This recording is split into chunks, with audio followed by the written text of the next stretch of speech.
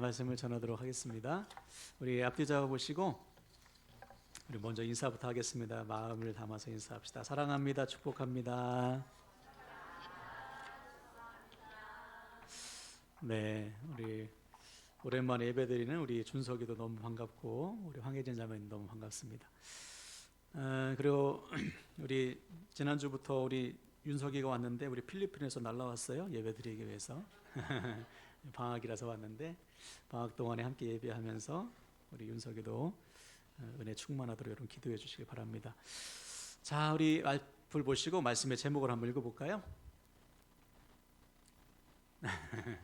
있습니다. 시작. 순종하는 자만이 압니다. 아멘. 순종하는 자만이 압니다. 라는 제목으로 말씀 전하겠습니다. 다음 주가 이제 맥주절인데요. 이번 맥주절은 가족과 이웃을 초청하기로 했죠. 그리고 우리 함께 예배드리지 못한 예배 자리에 떠나 있는 우리 목원들을 섬겨서 같이 예배 드리기로 했습니다. 여러분 한 주간 동안 우리 가족들 또 이웃들 힘써서 전도해 주시고 또 각 목장마다 우리 목원들 잘 연락하셔서 정말 다음 주에는 이곳이 가득해서 모든 지체들 가족들 함께 예배 드릴 수 있도록 여러분 힘써 주시기 바랍니다. 자, 오늘은 요한복음 두 번째 시간인데 요한복음은 다른 복음서와는 좀 다르다고 했죠. 가장 늦게 쓰여진 복음서고 초점도 마태, 마가, 누가복음은 하나님 나라에 초점이 있다면 요한복음은 영생, 예수 그리스도를 통해 주어지는 영생에 초점이 맞추어져 있어요. 그래서 요한은 예수님을 가리켜 뭐라고 선포했는가? 태초부터 계신 하나님의 말씀이다. 그리고 그 말씀으로 온 우주 만물이 창조되었다. 다시 말해 예수님은 태초부터 계신 창조주 하나님이시다. 이렇게 선포하고 있는 것이죠. 근데 더 놀라운 사실은 그 하나님이 이 땅에 오셨다. 인간의 몸을 입고 이 땅에 오셨다. 왜? 우리의 죄를 대신하시기 위해, 우리에게 영생 주시기 위해. 요한의 표현대로 한다면 하나님의 자녀가 되는 권세를 주시기 위해서 우리에게 찾아오셨다. 자, 그래서 하나님의 자녀가 되는 사람에겐 변화가 일어나죠. 어떤 변화입니까? 새로운 피조물이 된다. 창조의 능력이 나타난다. 당연하죠. 창조주이신 주님께서 내 안에 들어오시면 내 몸과 마음과 영혼이 새롭게 변화된다. 놀라운 변화와 역사가 나타난다. 지금도 많은 사람들이 예수를 믿어 생명을 얻고 창조의 능력을 누리고 있는 거예요. 근데 만약에 예수를 믿어도 변화가 없다. 예수를 믿어도 그 안에 창조의 역사가 나타나지 않는다. 이유가 뭐라고 했습니까? 잘못 믿는 것이다. 잘못 믿는 것. 그래서 요한은 믿음이 뭐냐? 우리에게 정확하게 알려줬죠. 우리가 예수님을 믿는다는 것은 예수님을 영접하는 것이다. 나의 왕이시오 나의 창조주이신 주님을 내 안에 영접하는 것이다. 그래서 주님의 다스림을 받는 것이다. 그때 우리 삶의 변화와 능력이 나타난다. 우리가 하는 모든 일을 통해서 창조의 역사가 나타나는 것이다. 여러분 예수님을 영접했잖아요. 그렇죠? 그래서 이때 필요한 게 뭐라고 했습니까? 영적 싸움에서 승리. 주님 저는 죽었습니다. 주님이 내 안에 사십니다. 이 사실을 날마다 선포해야 돼요. 그때 우리는 주님께서 원하시는 삶을 살아갈 수 있습니다. 날마다 영적 싸움에서 승리하셔서 주님을 영접한 하나님의 자녀로서 날마다 하나님께서 기뻐하시는 삶을 살아가시기를 다시 한번 주님의 이름으로 축원을 드립니다. 자, 오늘은 두 번째 시간인데요. 그 유명한 가나의 혼인잔치 사건입니다. 가나의 혼인잔치 사건은 가장 먼저 일어난 사건이에요. 그리고 요한만 기록했습니다. 그러니까 요한이 모든 사건 가운데 이 사건을 가장 처음에 기록한 것은 의미가 있겠죠. 무슨 의미가 있는지 한번 봅시다. 자, 주님께서 혼인잔치에 초청을 받아서 가셨습니다. 가보니까 엄마도 있는 거예요. 마리아도. 아마도 예수님의 집안과 그 집안이 좀 친한가 봐요. 그래서 예수님의 어머니 마리아가 그 집안에 뭐 음식을 주관하고 있었겠죠. 자, 그런데 문제가 생겼습니다. 어떤 문제냐? 포도주가 떨어졌어요. 이 당시 포도주는 오늘날의 포도주와는 좀 다릅니다. 중동은 물이 귀해요. 깨끗한 물을 얻기 어렵습니다. 석회질이라서. 그래서 포도주 원액에 물을 탔습니다. 그래서 도수가 약한 포도주를 음료수처럼 마신 거예요. 이것이 그 당시의 포도주입니다. 자, 그런데 잔치집에 포도주가 음료수가 떨어진 거예요. 잔치집에. 그러니까 이 당시 혼인잔치는 일주일 동안 하거든요. 지금도 이스라엘은 일주일 동안 혼인잔치합니다. 근데 시작된 지 얼마 안 됐는데 음료수가 떨어졌으니까 난리 난 거예요. 큰일 난 겁니다. 자, 그래서 예수님의 어머니 마리아가 포도주를 찾는데 없어. 그래서 어떻게 하죠? 예수님께 찾아와서 이 문제를 알립니다. 포도주가 떨어졌다. 자, 여기서 여러분 우리가 알 수 있는 아주 중요한 사실 하나 있어요. 뭐냐? 혼인잔치집에 분명히 예수님이 함께 계셨어요. 그렇죠? 그런데도 문제가 생겼습니다. 예, 빨리 진동 누구인지 한번 보세요. 누굽니까? 예, 자기 핸드폰 한번 보세요. 예, 다들 이제 여기서 무슨 소리야? 그래서 이걸 해결하고 가야 되겠어. 예. 자, 문제가 생겼죠. 자, 여기서 알 수 있는 중요한 사실이 있어요. 뭐냐? 혼인잔치집에 분명 예수님이 함께 계셨어요. 그런데 문제가 있어. 우리 인생도 마찬가지. 여러분, 우리가 예수 믿어도 문제가 있어요. 네. 예수님이 계시면 문제가 없어야 하잖아요. 그런데 예수님이 계셨음에도 불구하고 큰 문제가 생긴 것입니다. 우리가 예수 믿어도 문제가 있을 수 있다. 충분히 문제가 있다. 네. 근데 적지 않은 그리스도인 가운데 이 고난에 대해서, 문제에 대해서 잘못 생각하는 분들이 있어요. 아유, 잘못 믿으니까 문제가 있지, 이렇게 오해하는 것입니다. 문제를. 예를 들어서 여러분, 고난 중에 고난을 당한 사람 성경에서 누가 생각나세요? 욥이죠. 욥이 엄청난 고난을 받았잖아요. 하루아침에 재산을 잃고 자녀를 잃고 건강까지 다 잃었습니다. 더 괴로운 것은 욥이 자신에게 왜 이러한 고난이 왔는지 몰라. 알 수가 없어요. 그래서 더 괴로운 거예요. 내가 무슨 잘못을 했지? 왜 나에게 이런 고난이 찾아왔지? 욥은 알 수가 없습니다. 즉 욥이 생각하기에 자신의 고난은 이유 없는 고난인 거예요. 자, 그런데 욥의 친구들은 뭐라고 말하죠? 야, 까닭 없는 고난이 있겠냐? 네가 잘못했으니까 고난받았지. 즉 욥의 친구들이 생각하는 고난은 욥이 잘못했기 때문에 죄의 결과라는 거예요. 물론 그런 경우도 있죠. 성경에 죄로 인해서 받는 고난도 분명히 있습니다. 예를 들어서 이스라엘 첫 번째 왕 사울, 주님의 말씀에 불순종해서 비참한 최후를 맞이하잖아요. 그렇죠? 전쟁터에서 막 죽지 않습니까? 또 북이스라엘의 바알 숭배자 아합, 그 부인 이세벨은 또 비참한 죽음을 맞이하죠. 죄의 결과로 인한 고난도 분명히 있다. 그러나 그렇지 않은 경우도 있는 거예요. 욥의 경우는 죄의 결과로 인한 고난이 아닙니다. 왜 고난받았죠? 욥의 믿음을 시험하시기 위해. 어느 날 사단이 와서 예수님께, 하나님께 고발하잖아요. 주님, 욥 저거 하나님이 복 주시니까 하나님 잘 믿는 거지, 주신 거 다 뺏어 보십시오. 하나님을 찬양하나? 그래? 한번 해보자. 내 욥을 목숨만 뺏지 말고 다 해봐라. 하나님이 장담했지 않습니까? 욥의 믿음을. 그래서 받은 시험이에요. 믿음의 시험을 위한 고난이라고요. 더 나아가 이제는 귀로만 듣던 하나님을 눈으로 보게 하시기 위한 하나님의 섭리와 계획 가운데 있던 고난이라고요. 다시 말해 하나님은 때때로 우리의 믿음을 시험하시고 우리의 믿음을 성장하고 성숙시키기 위해서 고난이라는 도구를 사용하십니다. 네. 그래서 우리는 고난을 보는 눈이 좀 바뀌어야 돼요. 혹시 여러분 주변에 고난받는 분이 계시다면 제발, 야, 신앙생활 제대로 안 해서 그런 거야, 이런 말 해서는 안 돼요. 큰 상처를 받습니다. 그러길래 좀 헌신 좀 하지, 주일 빠져서 그래 너, 이런 말 해서는 안 돼요. 심지어 어떤 분들은 야, 이 고난에 큰 하나님의 섭리와 계획이 있을 거야, 이 말도 듣기 싫었다고 하더라고요. 그냥 가서 뭐가 필요하니, 너무 힘들겠다, 그냥 같이 울어주면 돼. 같이 울어주고 내가 할 수 있는 최선을 다해서 섬겨주면 됩니다. 입 꾹 닫고. 그렇죠?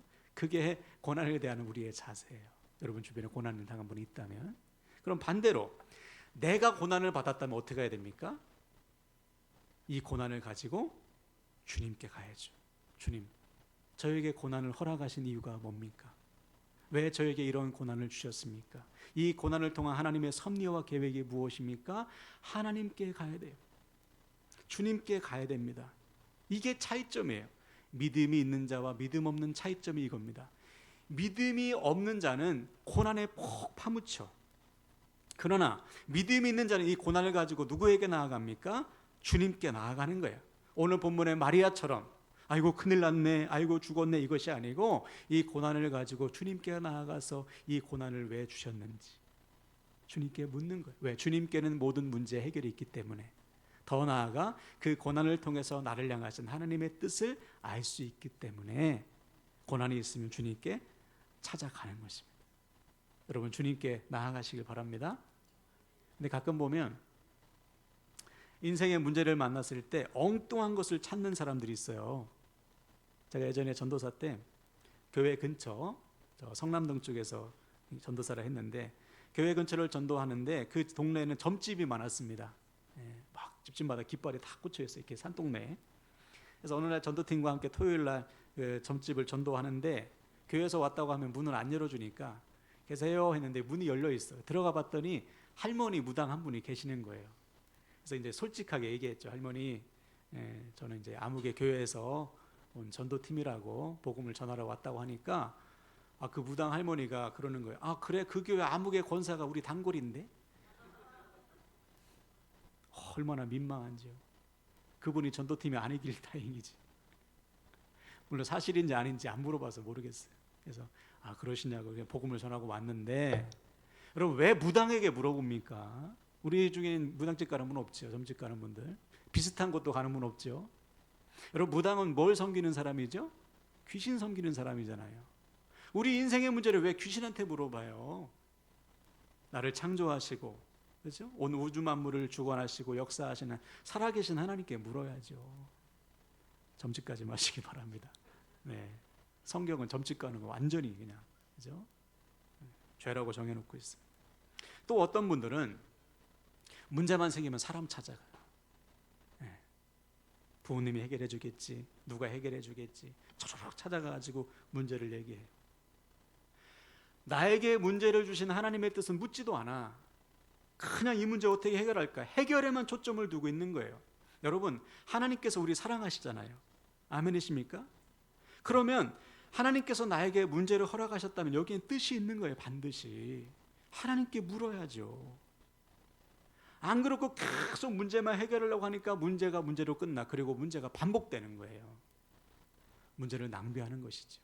하나님께서 우리를 사랑하셔서 우리에게 문제를 주실 때 아버지 마음이 얼마나 아프시겠어요. 야, 아프지만 너 이거 중요한 거라 주는 거야. 예방접종 하듯이, 그렇죠? 필요해서 너에게 문제를 주는 거야. 그럼 하나님의 뜻을 물어야 되는데 하나님의 뜻은 묻지도 않고 그냥 사람 찾아다니면서 문제만 해결하려고 하니까 문제가 낭비되는 거예요. 여러분, 하나님께 가셔야 됩니다. 네. 반복되는 문제에 있어서는 안 돼. 여러분, 사랑하는 여러분, 어떠한 인생을 문제를 만나든지 오늘 본문의 마리아처럼 주님께 나아가서 주님께서 주시는 해답을 얻으시고 그 문제를 통해서 그 과정 속에서 성장과 성숙을 이루시기를 주님의 이름으로 간절히 축원을 드립니다. 아멘. 자, 그럼 이때 주님께서 어떻게 반응하셨을까? 엄마가 야, 포도가 떨어졌어. 이때 주님이 어떻게 반응하셨을까? 의외의 반응을 하십니다. 4절 보십시오. 본문 4절. 예수께서 이르시되 여자여 나와 무슨 상관이 있나이까? 내 때가 아직 이르지 아니하였나이다. 그렇죠. 주님께서 마리아의 요청을 거절하는 듯한 반응을 하세요.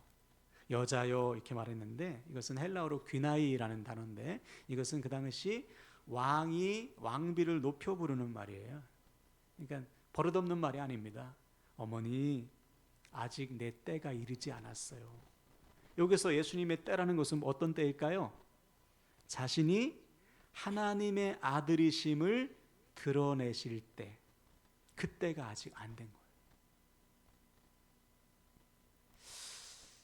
거예요. 자, 그러므로 우리는 왜 마리아가 이 문제, 해결할 수 없는 문제를 예수님께 가지고 왔는지 이유를 알 수 있죠. 마리아는 예수님이 하나님의 아들이심을 믿고 있었습니다.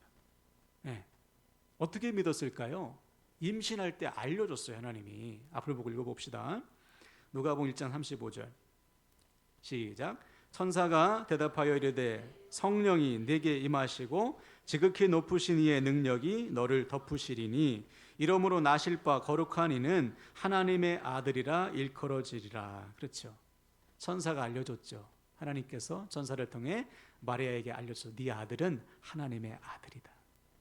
이 말씀을 마리아는 예수님을 임신할 때부터 믿고 있었습니다. 그리고 문제가 생겼을 때 예수님께 나와서 이것을 알려준 것이죠. 그런데 아직 주님은 아직 내가 하나님의 아들이심을 드러내실 때가 안 됐다, 이렇게 말하는 거예요. 자, 그러면 마리아가 포기했나요? 아유, 그런가 보다. 아니죠. 포기하지 않고 기다립니다. 그리고 하인들에게 이렇게 명령해요. 5절을 보니까 그의 어머니가 하인들에게 이르되 너희에게 무슨 말씀을 하시든지 그대로 하라. 그렇죠?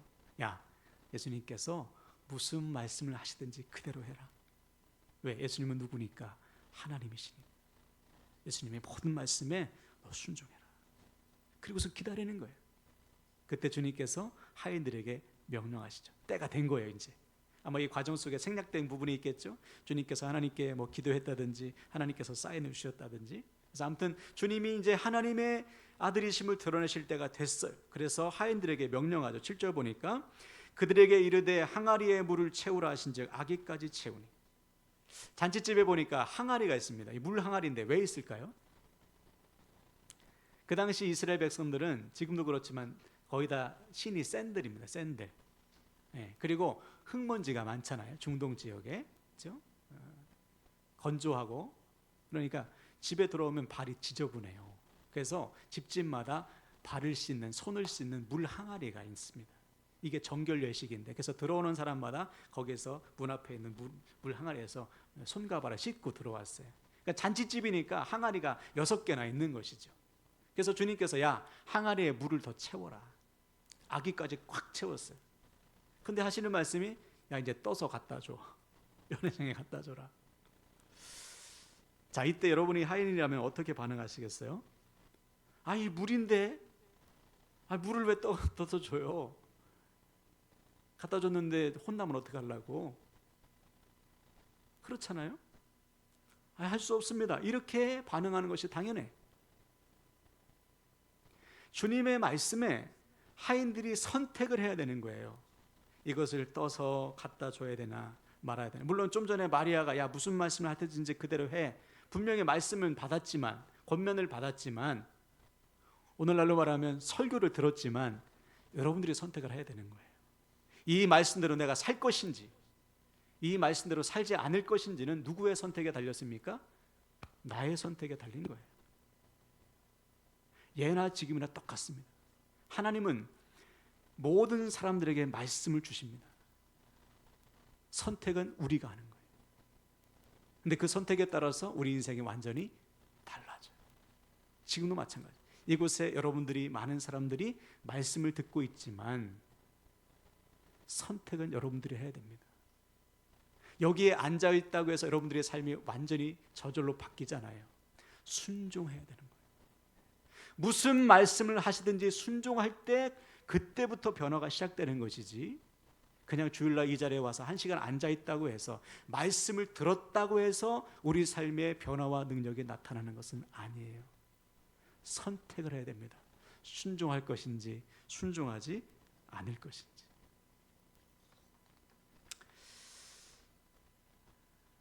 그래서 중요한 것이 뭐냐? 말씀을 받아들여야 돼요. 아멘 해야 됩니다. 아멘. 아멘의 뜻이 뭘까요? 아멘은 히브리어예요. 히브리어로 아멘입니다. 이 뜻은 맞습니다. 동의합니다. 이 말씀대로 이루어지기를 고백합니다. 즉, 선포되는 말씀이 나에게 그대로 이루어지기를 원할 때 우리는 아멘으로 고백하는 거예요. 그래서 아멘이 중요한 거예요.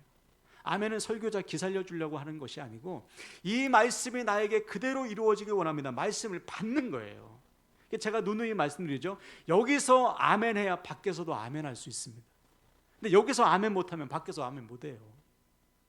말씀을 쏙쏙 빨아들여야 되는 거예요, 여러분. 이 말씀이 나에게 주시는 말씀이다. 이 말씀대로 나에게 이루어지길 원한다. 그러면 여러분 아멘으로 응답해 주셔야 되는 것입니다. 그때 그 말씀이 여러분 안에 싹 들어오게 되는 것이죠. 여러분 모든 말씀에 아멘으로 응답하시고 순종하셔서 말씀을 이루어가는 저 여러분 되길 바랍니다. 자, 그럼 하인들은 어떤 선택을 했을까요? 예수님의 말씀에 순종합니다.